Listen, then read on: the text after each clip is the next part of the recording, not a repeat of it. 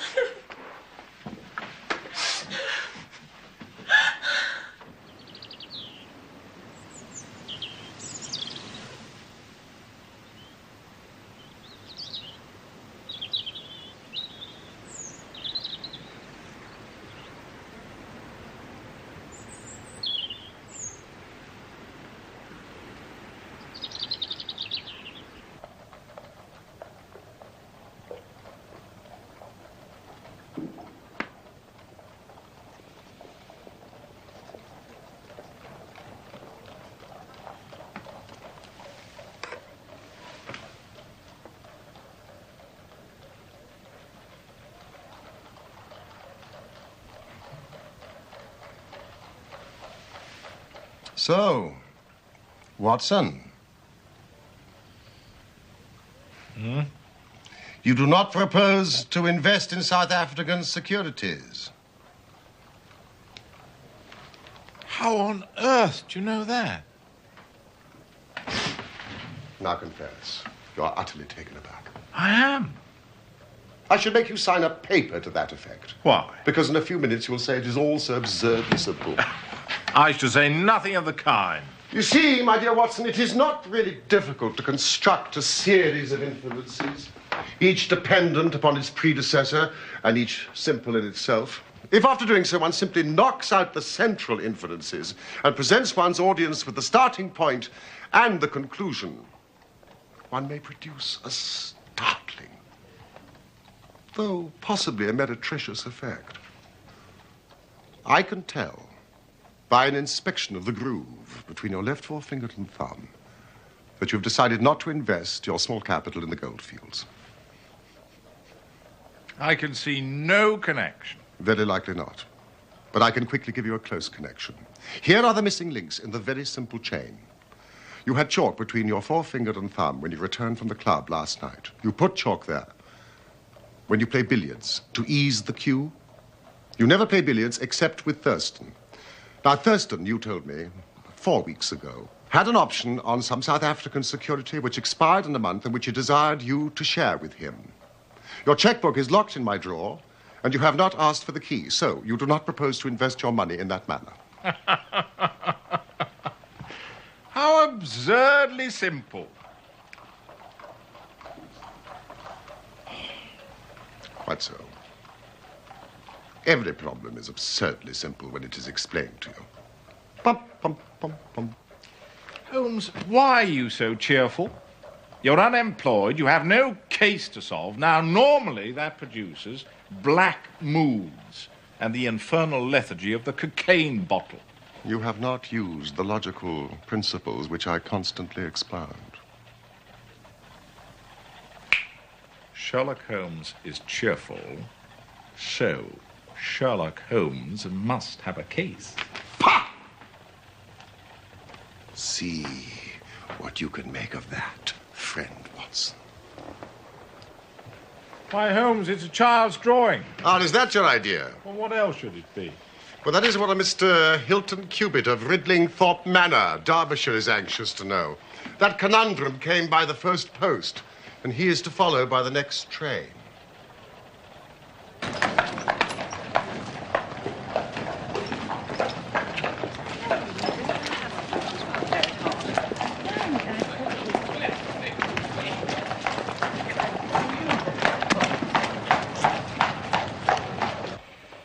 Hilton Cubitt. No, I have already looked him up, Watson. His family has owned land in Derbyshire for over 500 years, so I presume that Mr. Cubitt is as respectable as he is worthy. With a fresh face, an open countenance, and wearing a brown bowler hat. Oh, no, you cannot possibly know that. Really, Holmes?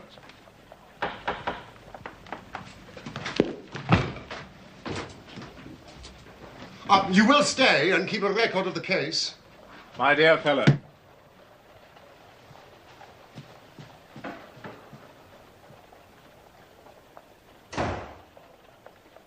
Thank you, Mrs. Hudson. This way, Mr. Cubitt.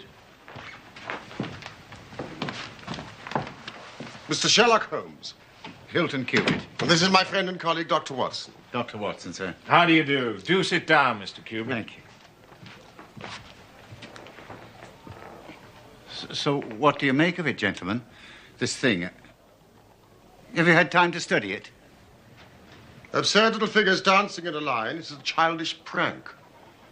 Why do you attach importance to something so trivial? I don't, Mr. Holmes. I never should. No, it's my wife, you see. She... Go on, Mr. Cubitt. You're with friends. But it's frightened her almost to death. She says nothing, tries to appear normal, but I've never seen anyone so upset. In white chalk on a garden seat. It is a precise copy. It's as exact as I could make it. I did think it might be the stable boy, but the lad denied it. If there's any danger threatening my wife, Mr. Holmes, I'd spend my last penny to protect her. Do sit down, Mr. Cubitt. You smoke, Mr. Cubitt? Yes. No, I won't, thank you.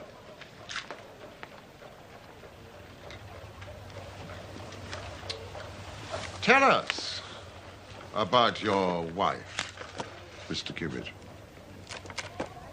Well, I've always lived in Derbyshire, Ridlingthorpe Manor near Matlock. I was a bachelor and thought I'd remain one until 3 years ago I came down to London on a visit. It's a rare thing for me, but... Well, I had a mind to see the Queen's Golden Jubilee. I put up at a boarding house in Russell Square because Parker, he's the vicar of our parish, he was staying there. There was also a young American lady staying there.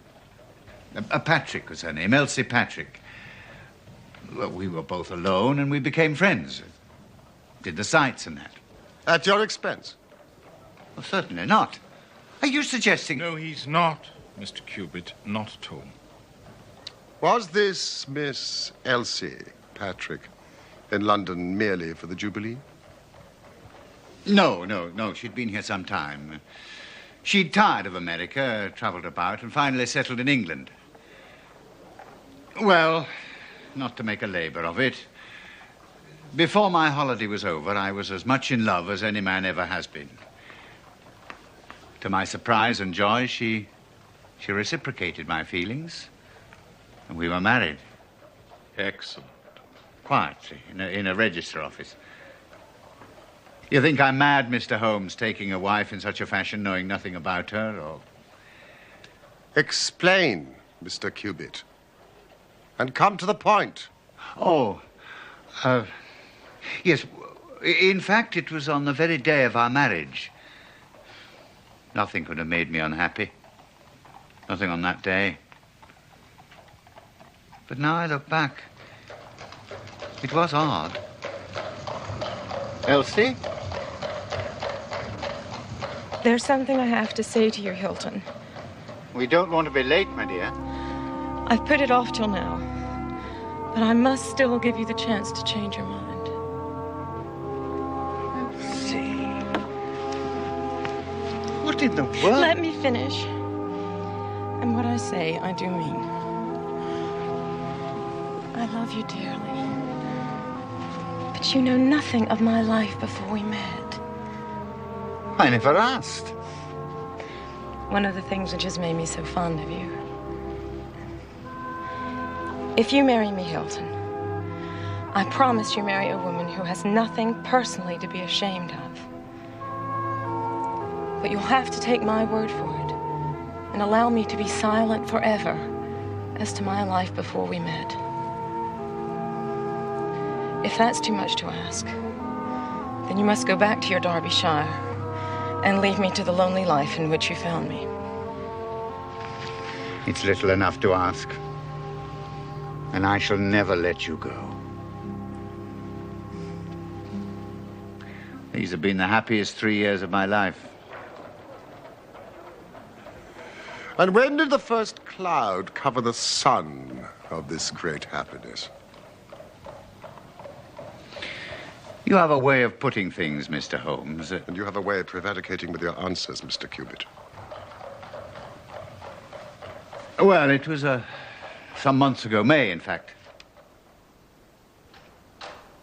Hilton! Hello? Here, in the drawing room. Well, what do you think? Yes, great improvement. Thank you, Saunders. I met the postman, saved him a journey. There's a bill. There's one for you. An American stamp. Chicago. Oh, I hope luncheon's ready. I'm ravenous.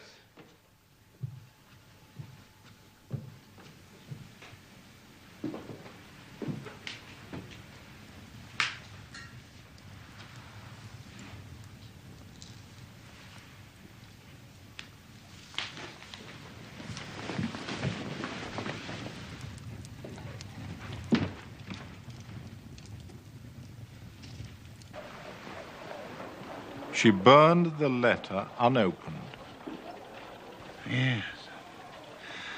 I don't know why. Of course you don't. America's her past, and the subject of a solemn promise. Yes, but she's not had an easy hour from that moment. If only she'd trust me. Now, I have every faith in her. You must believe that. Whatever there was in her past, I'm sure it's no fault of hers. And the dancing men. Oh, yeah. Well, I thought she was getting over the letter, and then these drawings appeared. I mean, it's just a childish scrawl, but it made everything worse than before. Well, I couldn't just leave it. And it wasn't the sort of thing I could take to the police, for they would have laughed at me. So I've come to you. Don't you think, Mr. Cubitt, that your best plan would be to make a direct appeal to your wife and ask her to share her secret with you? A promise is a promise, Mr. Holmes. If Elsie wishes to tell me, then she will. But I have no right to force her confidence. However, I do feel entitled to take my own line, and I will.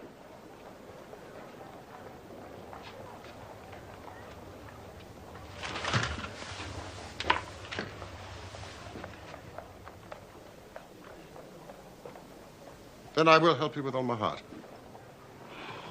Have you seen or heard of any strangers in the neighborhood? No, I haven't. Some of the farmers take in lodgers, but I've not heard of any lately. Then I suggest that you return to Derbyshire, Mr. Cubitt, and keep a sharp lookout, and make an exact copy of any fresh dancing men that may appear. Thank you, Mr. Holmes. I will.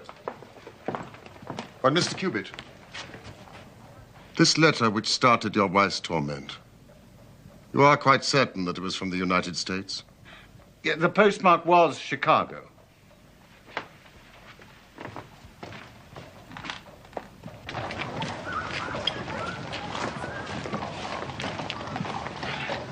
Goodbye. And don't worry.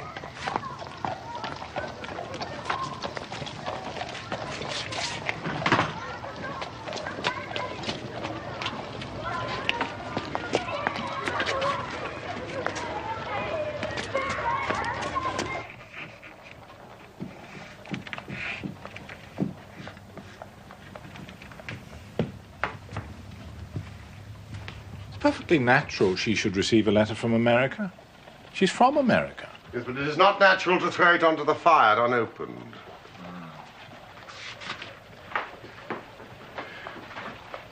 beginning to look like semaphore.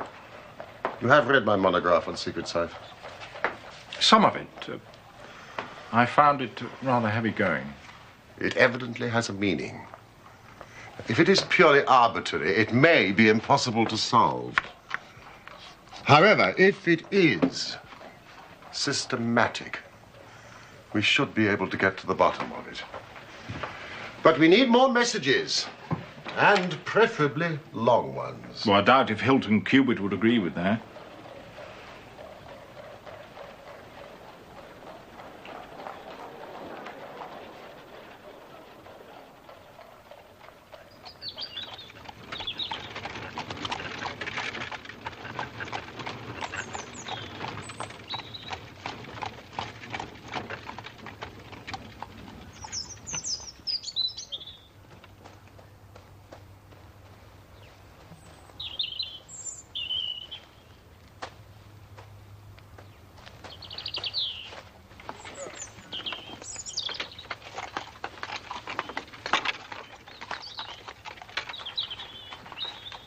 Walker.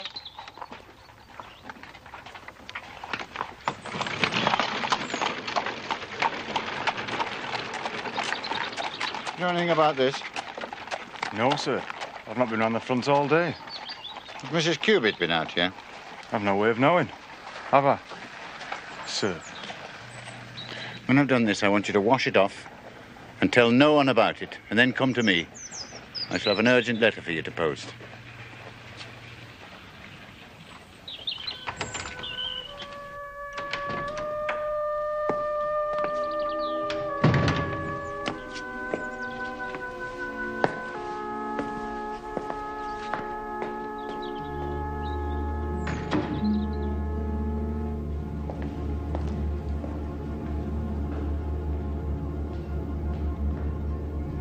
Elsie?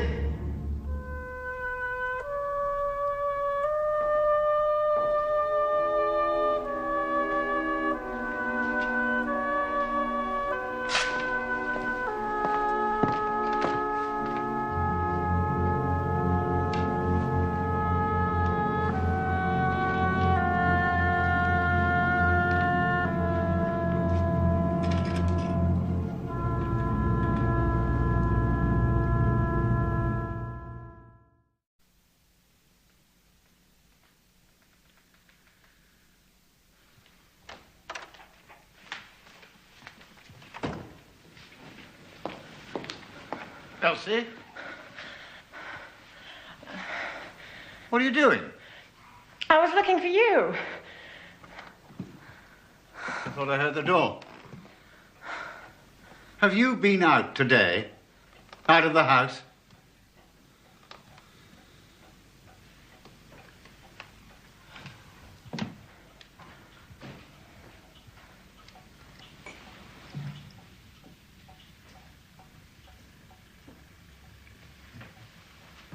Hilton, come to bed. Everything will look better in the morning. Will the drawings look better? Will the dancing men look better? Why do they fuss you so? Fuss me! They're just a joke, a bit of mischief.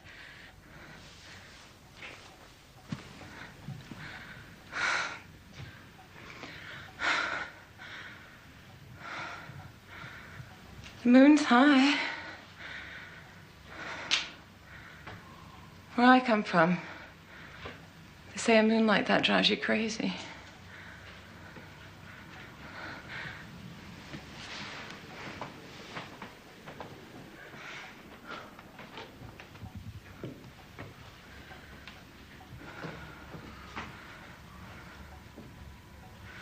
Why don't we travel, Hilton? Why don't we go away?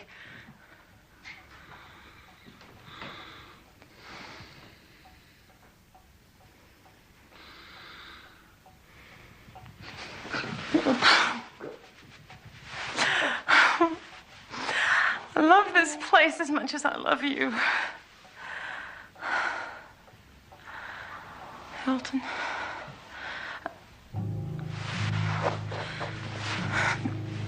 What did you see?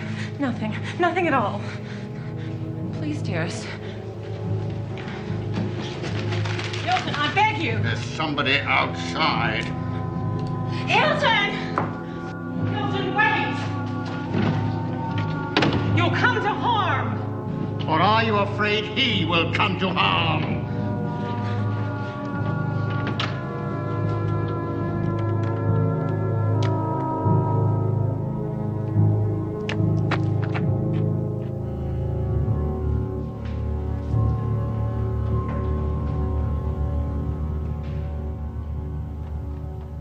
These two are identical. Oh, yes.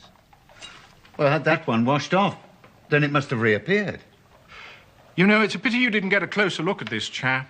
If only she hadn't tried to stop me. I've never been angry with her before. But she knew who was out there, of that I'm sure. And she knows what these figures mean. Was this a mere addition to this?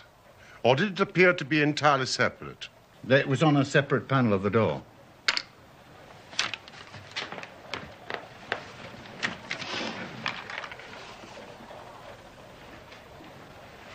Well, I know what I'm going to do. I shall go home.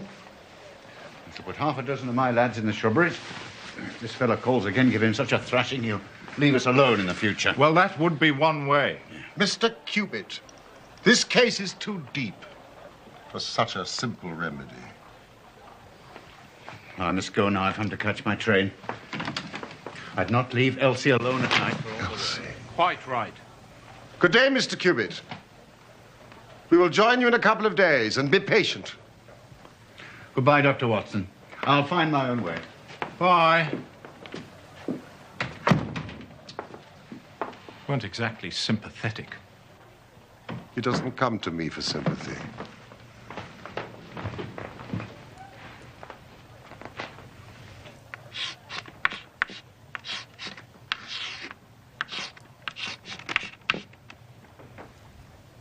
It is a considerable challenge.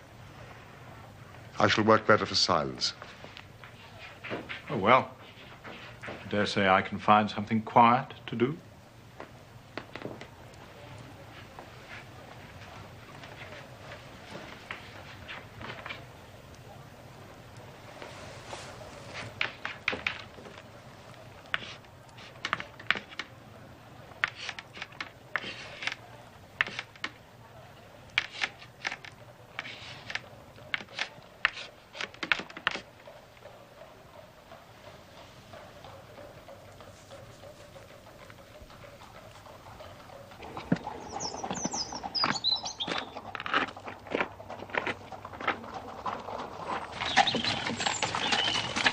Whoa. Sir, Where did you find this? down by the garden bench. Will that mean you'd be wanting me to take another letter for London, sir? It will. I'll have to get to move on if I'm going to catch the last pause. Walker, just do what you're told.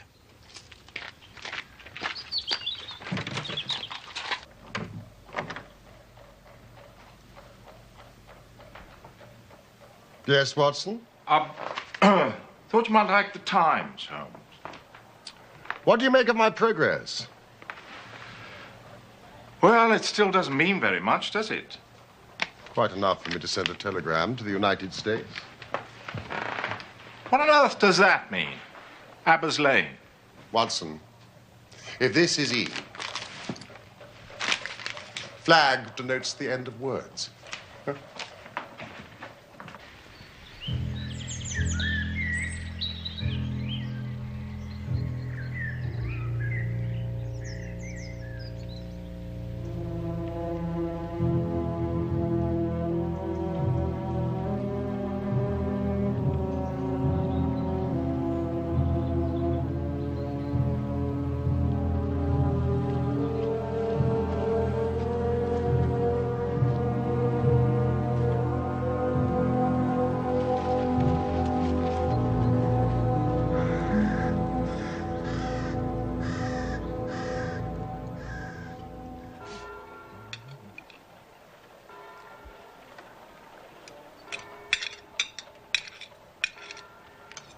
Oh.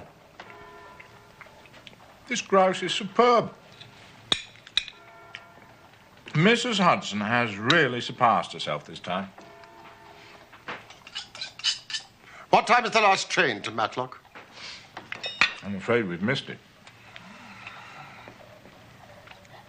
Holmes, I do wish you would try and eat a bite. I just need an answer to my telegram from America, and the story is complete.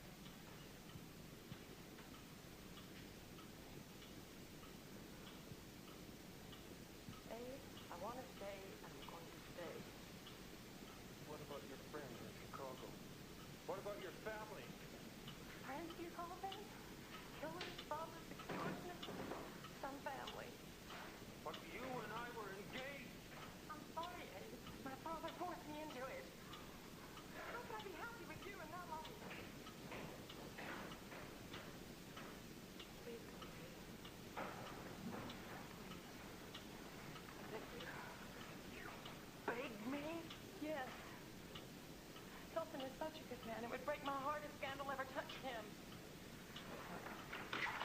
Here's money. That's all that I have.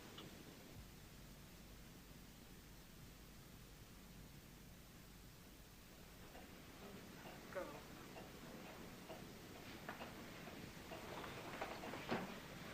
No! You're coming home! No! You're coming home! No! What the...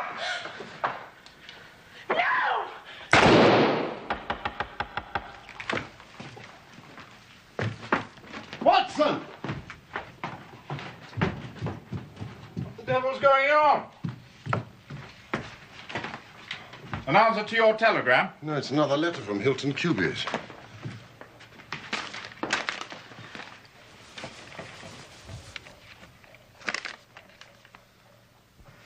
Elsie. Prepared.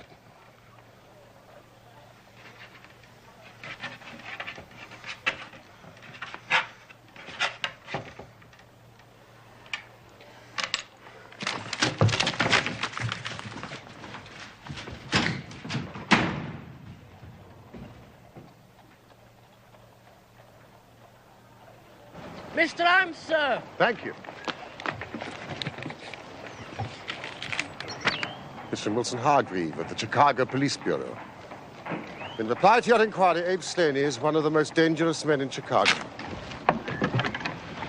Some pancreas. Come along, mate. Come along.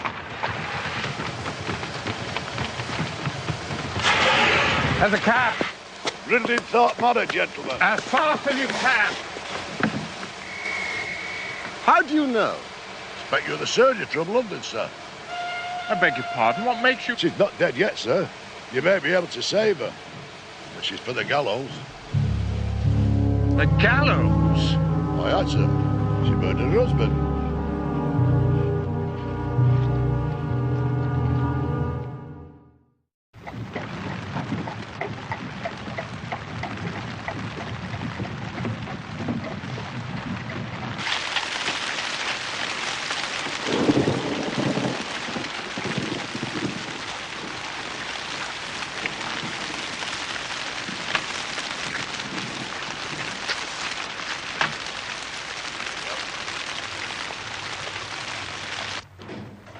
Inspector of Police and Doctor of Medicine, I perceive.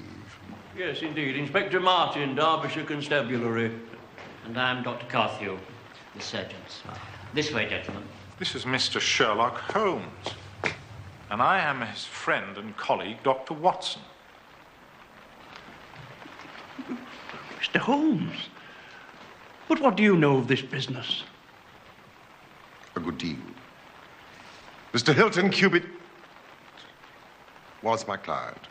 But the crime was only committed at 3 o'clock this morning. How could you hear of it in London and get to the spot as soon as I? I anticipated it. We came in hope of preventing it. Then you must have important evidence of which I am ignorant. Only the evidence of the dancing men. The dancing men? Now, I will explain all that to you later.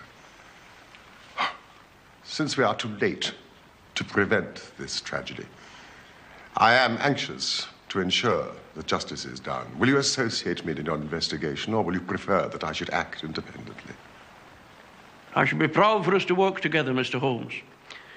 But I must warn you, there seems very little to investigate. Mr. Hilton Cubitt has been shot through the heart and is dead. And Mrs. Cubitt? Seriously wounded. The bullet passed through the front of her brain, and she's still unconscious. Excuse me, gentlemen.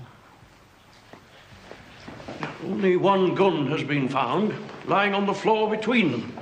2 bullets have been fired.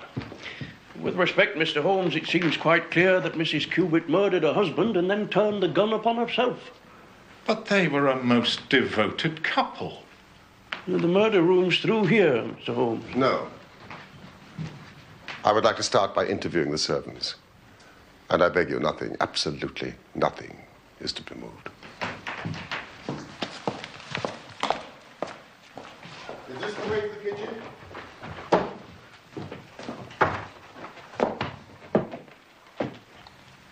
I should think it must have happened about 3 o'clock in the morning, sir. Where are your rooms?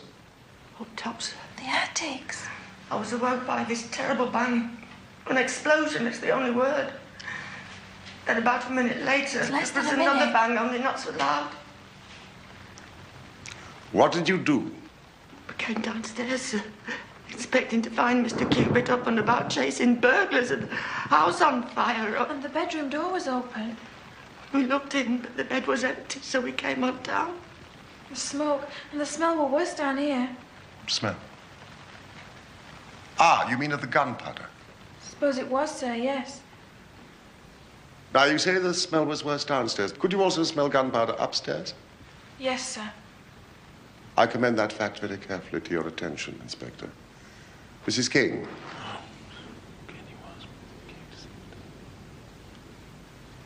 Would you like to sit down, Mrs. King? Now, was the library door open when you reached it? Open, yes, sir. We could see the candle alight on the table, and so we came in. And then... Oh, as terrible a thing as ever I saw or ever feared to see. She was terribly wounded, sir.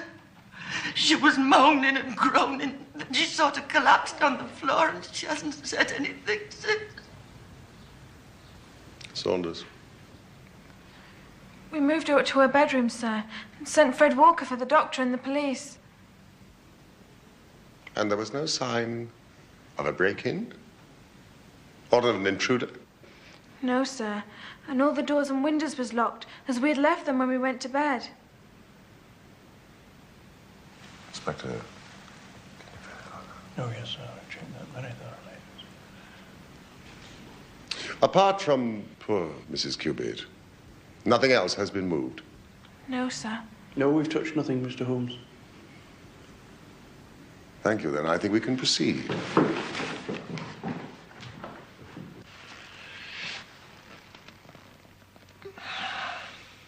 Almost instantaneous death, presumably. Straight through the heart.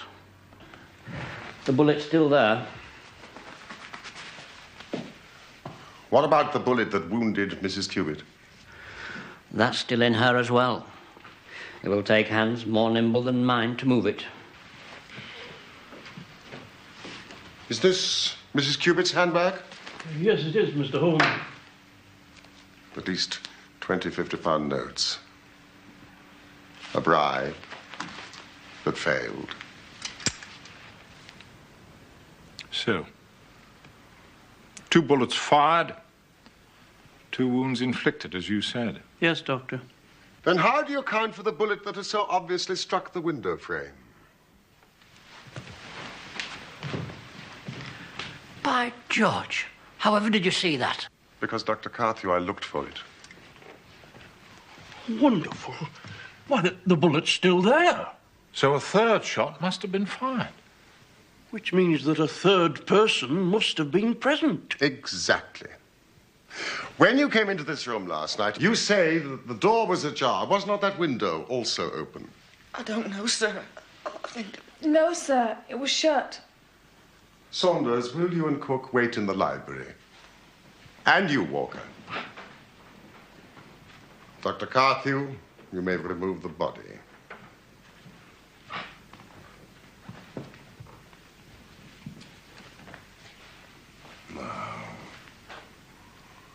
It was Mrs. Cubitt herself who shut that window.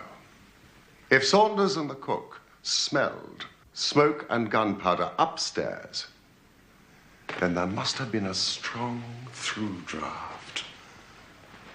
Otherwise, it would not have spread so quickly through the house. We know that door was open. That window, too, must also have been open, but only for a short time. Well, why only for a short time? Because the candles have not guttered. There is no trail of wax. Wonderful. Wonderful. If the late Mr. Hilton Cubitt fired the bullet which pierced the window frame, he must have been aiming at someone who was standing either inside or just outside the window. Oh, thank you, Inspector. Which means that the bullet which killed Mr. Cubitt could have been fired by some... Inspector, your thoughts and mine agree entirely.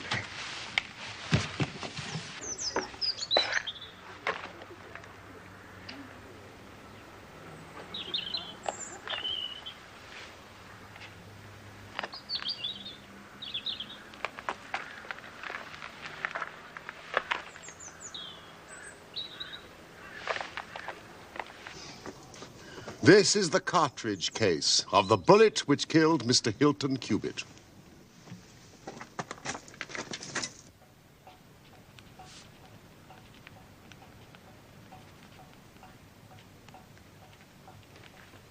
Holmes? If 3 shots were fired, why did Mrs. King and Saunders only hear 2 shots? They were telling the truth, but lied without realizing it. I'm not sure that I follow you. You remember what Mrs. King said? I was awoken by this terrible bang, an explosion. It is the only word. And then, a minute later, there was another bang, but not so loud. The first bang was 2 shots, fired almost simultaneously. One from the window, which killed Hilton Cubitt, and one from Hilton Cubitt, which missed and went into the window frame. And the 3rd shot? The saddest of all, Mrs. Cubitt, self-administered in her despair.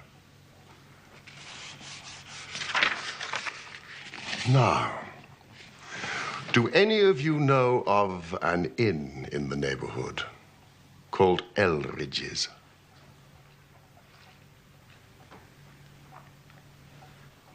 There's a farmer of that name. Lives some miles off, in the direction of Millbrook. Is it a lonely farm? Very lonely, sir. Then it is just possible that the news of what happened here last night has not reached them. Maybe not, sir. Excellent. Walker. I want you to take this note to a Mr. Abe Slaney of Elridge's farm. Do not say that the note is from me. And make no mention of what happened here last night. Now, you understand? Yes, sir. Thank you, Walker. I am expecting a visitor in answer to my note. Now, Saunders, he will ask for Mrs. Cubitt. I want you to show him into this room. I want this house to look quite normal, and you must not give anything away of what has happened. Very good, sir. Now, I suggest you return to your duties. And Dr. Carthew, I suggest you return to your patient. Oh, Mrs. King. Your mistress is quite innocent.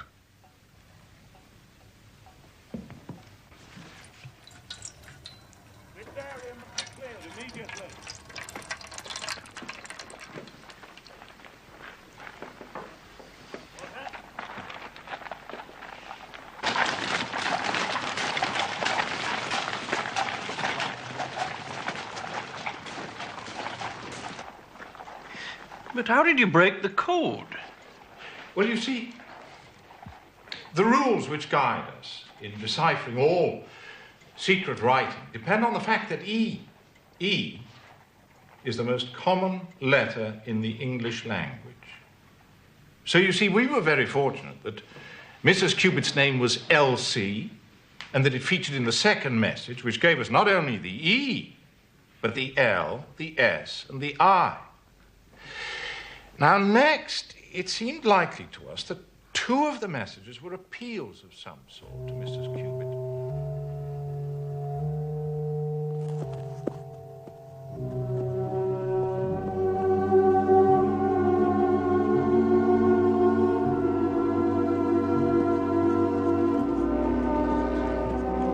By adding the T and the G, the message reads, "At Eldridge's, come Elsie." Well, if this Abe Slaney is indeed the murderer, we must make an immediate move to arrest him. Well, calm yourself, Inspector. I expect him here at any moment. Yeah, but why should Slaney come here? Because I have written and asked him. But won't his suspicions be roused? Will he not try to escape? Saunders. Excuse me, sir. There's a gentleman approaching the house. Do you think he'd be armed? He's a fool if he's not.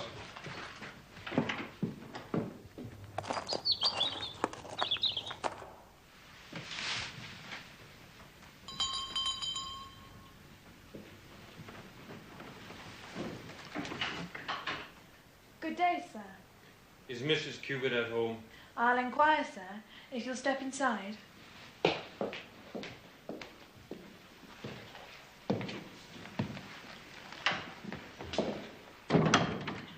What name shall I say? Tell her it's an old friend. She's expecting me. If you'll wait in the library a moment.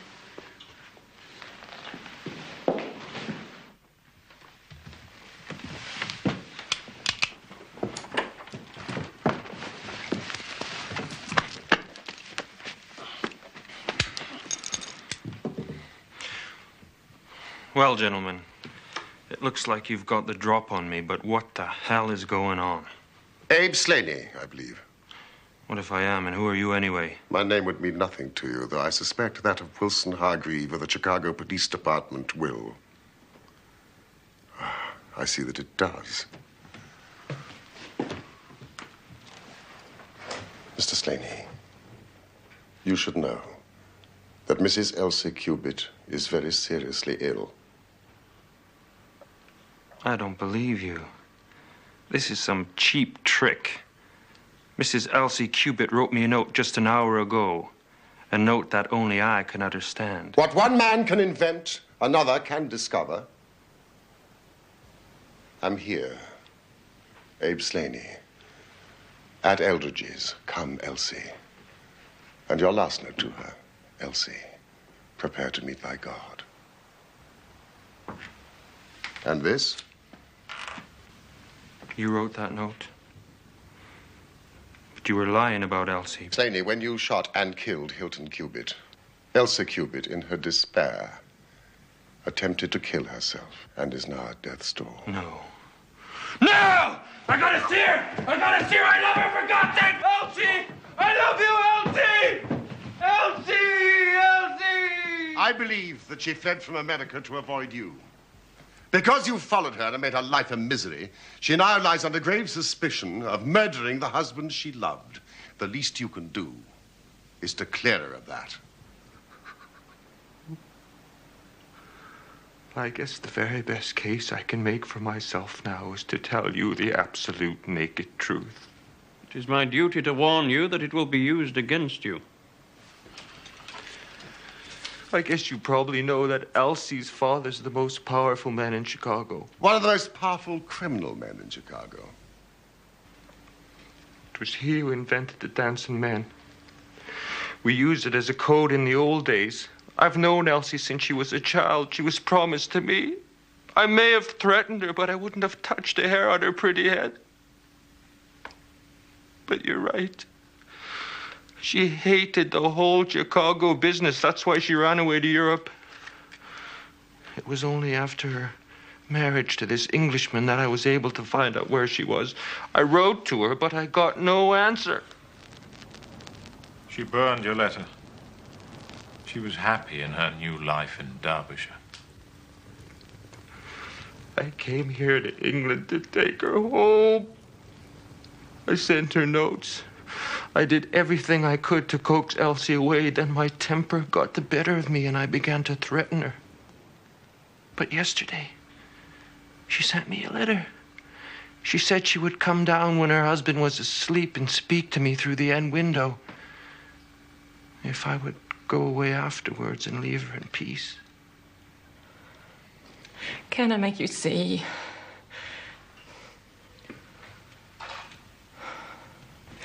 I've never been so happy as I've been here with him. I love him. Abe, I want to stay, and I'm going to stay. But what about your friends in Chicago? What about your family? Friends, do you call them?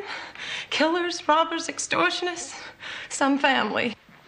But you and I were engaged. I'm sorry, Abe. My father forced me into it. How can I be happy with you in that life? Please go away. Please. I beg you. You beg me? Yes. Hilton is such a good man. It would break my heart if scandal ever touched him. Here's money. It's all that I have. Now, please go away. No! You're coming home! No! You're coming home! No! What the...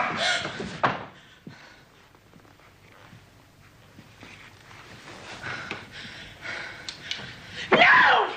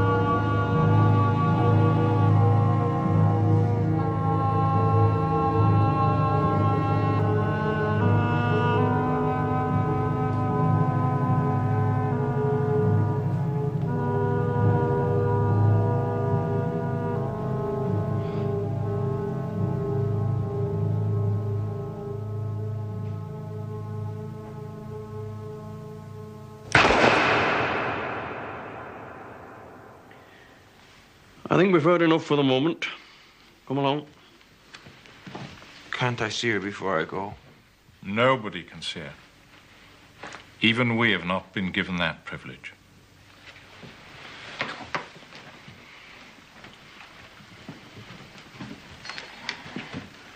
Mr. Holmes,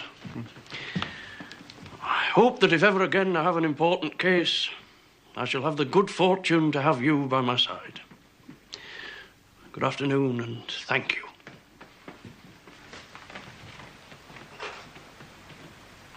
Holmes? What did you write in that note? See if you can read it. Come here at once. Come here at once. How absurdly simple. And so the dancing men, which had so often been the agents of evil, were finally used on the side of justice. Abe Slaney was condemned to death at the Derby Assizes, but his sentence was changed to penal servitude in consideration of mitigating circumstances, in the certainty that Hilton Cubitt had fired the first shot. Mrs. Cubitt made a complete recovery and lives still at Ridlingthorpe Manor.